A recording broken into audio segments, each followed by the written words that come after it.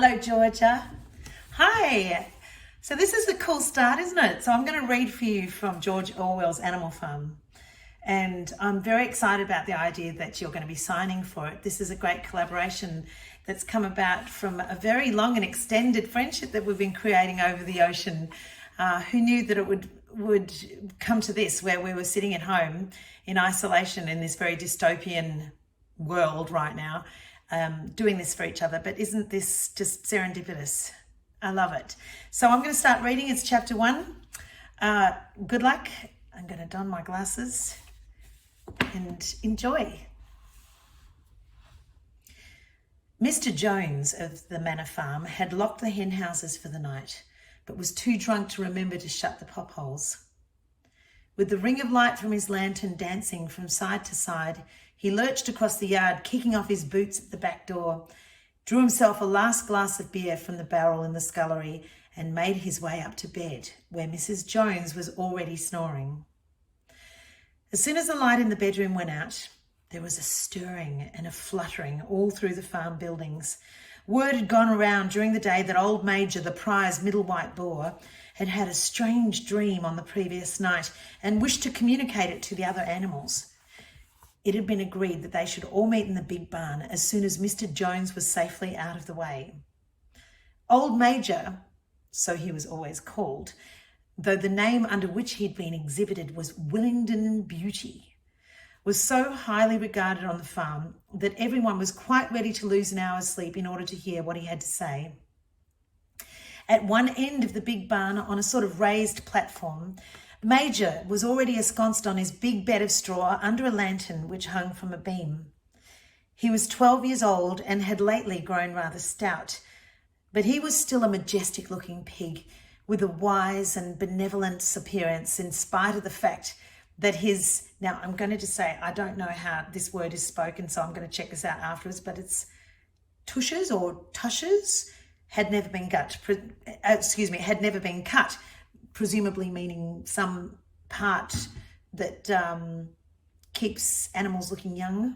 I have to check that out, so bear with me, Georgia, I'll work that out afterwards. Before long, the other animals began to arrive and make themselves comfortable after their different fashions. First came 3 dogs, Bluebell, Jessie and Pincher, and then the pigs settled down in the straw immediately in front of the platform. The hens perched themselves on the windowsills, the pigeons fluttered up to the rafters, the sheep and cows lay down behind the pigs and began to chew the cud.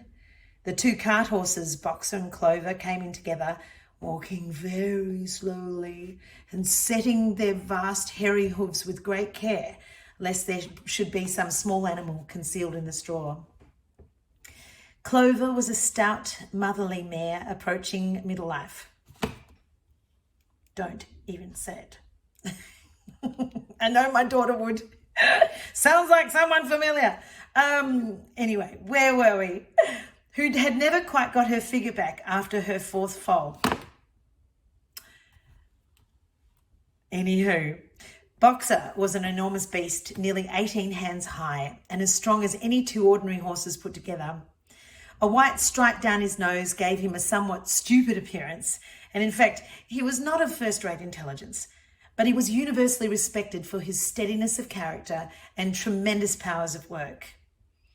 After the horses came Muriel, the white goat, and Benjamin, the donkey. Benjamin was the oldest animal on the farm and the worst tempered. He seldom talked, and when he did, it was usually to make some cynical remark. For instance, he would say that God had given him a tail to keep the flies off, but that he would sooner have no tail and no flies. Alone among the animals on the farm, he never laughed, and if asked why, he would say he saw nothing to laugh at. Nevertheless, without openly admitting it, he was devoted to Boxer. The 2 of them usually spent their Sundays together in the small paddock beyond the orchard, grazing side by side and never speaking. The 2 horses had just lain down when a brood of ducklings which had lost their mother filed into the barn, cheeping feebly and wandering from side to side to find some place where they would not be trodden on. Clover made a sort of wall around them with her great foreleg, and the ducklings nestled inside it and promptly fell asleep.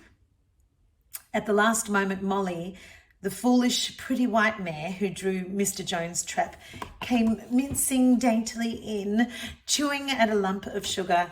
She took a place near the front and began flirting her white mane, hoping to draw attention to the red ribbons it was plaited with.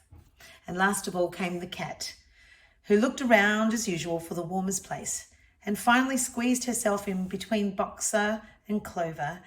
There she purred contentedly throughout Major's speech without listening to a word of what he was saying. There's a start. Have fun. Good luck. And I'll post it and you can post it and we'll get people engaged in our story. Thanks, Georgia. Love ya. Bye.